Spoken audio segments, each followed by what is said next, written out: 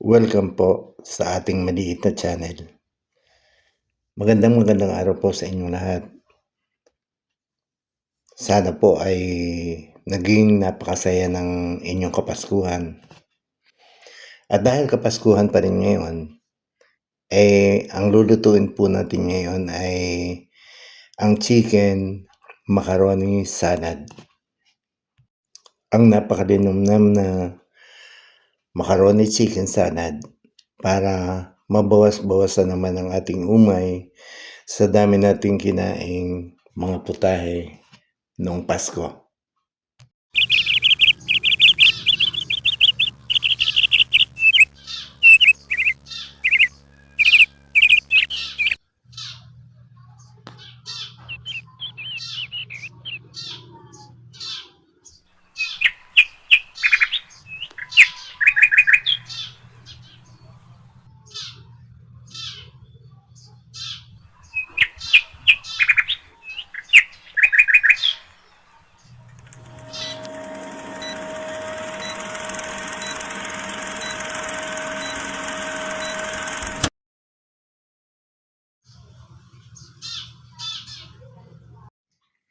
Ang uunahin po natin ay itong ating chicken breast. Kailangan po ay malinis ang ating chicken breast at kailangan ay wala tayong makikita kahit kaunting dugo. Maglalagay po tayo ng kailangang tubig sa ating lutuan at lalagyan na din po natin ito ng asin kasama ang ating chicken breast. Katamtaman lamang po ang ating ilalagay na asin para hindi masyadong maalat.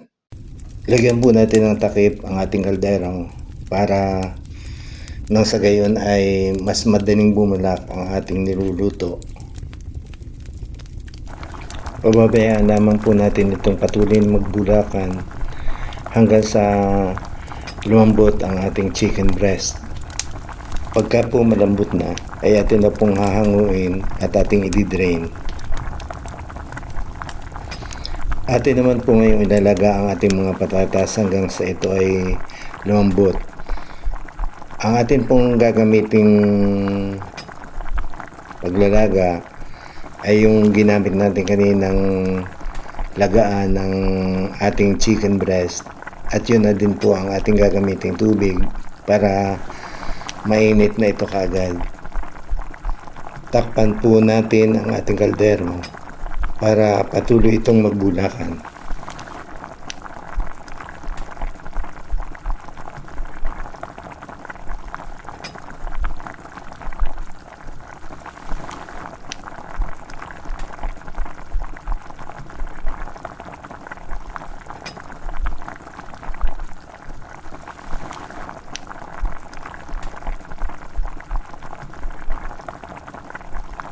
Pagka po malambot ng ating mga patatas, ito po ay ating aalisin na sa bulakang tubig at ating i-drain. Kailangan din po natin sa chicken macaroni salad ang carrot. Pero dahil po napakalaki naman ng carrot na ito'y kailangan hatiin lamang natin. Pagkatapos ay atin pong tatalupan ang carrot at ating gagayatin ito ng mapinong-mapino. And then natin pong iseset aside pagkatapos nating magayat ng pino ang ating carrot. Yun pong ating inilaga kaninang breast. Nung malambot na at saka noong mapalamig natin ay atin pong ninit-nit o hinimay na natin sa mapipinong bahagi.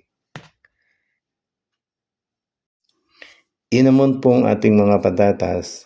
Pagkatapos nating matalupan ay atin pong ginayat into small cubes na ganito po, yung hindi malulugas pag ating hinalo.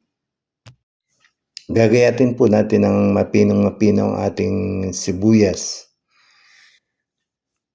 Ang kailangan pong gamitin natin ay pula, pero kung wala tayong red onions, ay pwede din naman po nating gamitin yung white onions.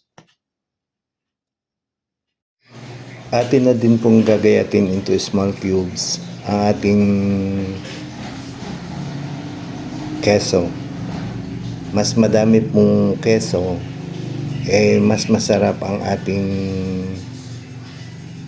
lulutuing chicken macaroni salad. Sasamahan din po natin ang ating chicken macaroni salad ng pasas o ng raisins.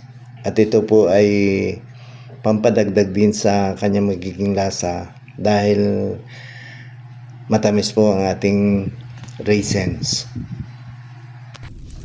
Maglalaga po ulit tayo ng tubig na may asin at atin po itong hihintayin magbulakan.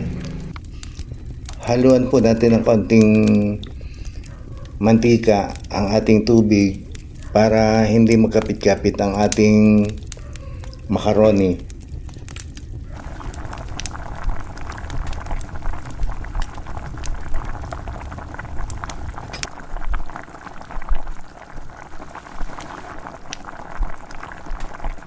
Dahil po talaga namang bulakan ang ating tubig, atin na pong ilagay ang ating macaroni.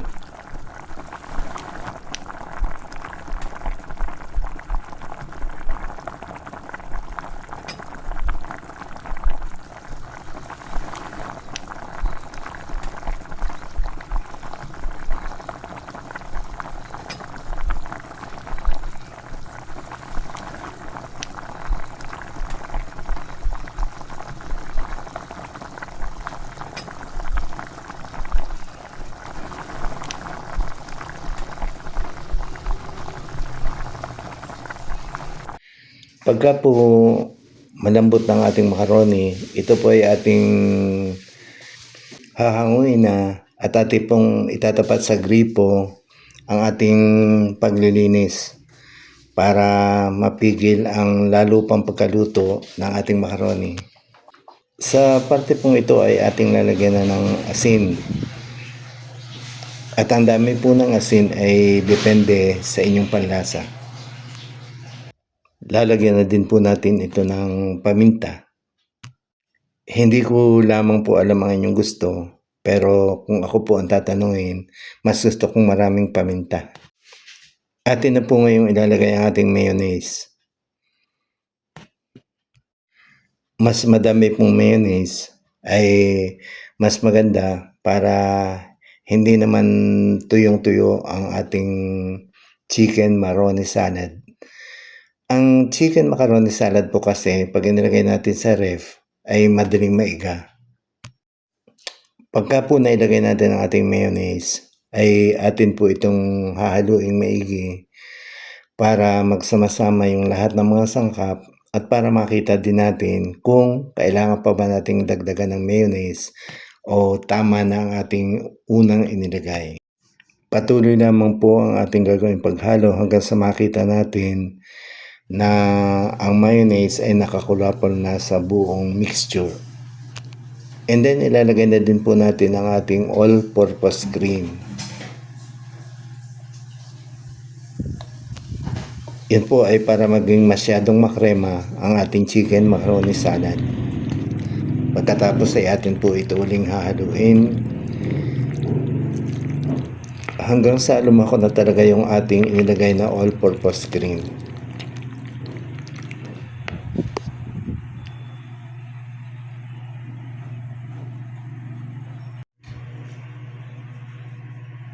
Lagyan din po natin ng condensed milk, pambalanse ng lasa ng ating chicken macaroni salad.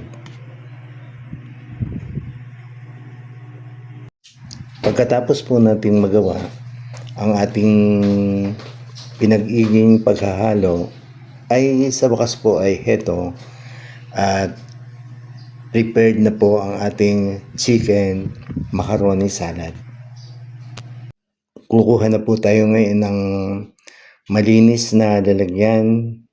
Maaring ito po ay mga plastic container o kaya ang ating mga glass bowl. At dito po natin ilalagak ang ating chicken macaroni salad. Bago po natin pagpiestahan itong ating salad, ay atin muna po itong i-refrigerate. Maraming salamat po sa inyong lahat sa patuloy ninyong pagsuporta dito sa aking napakaliit na YouTube channel.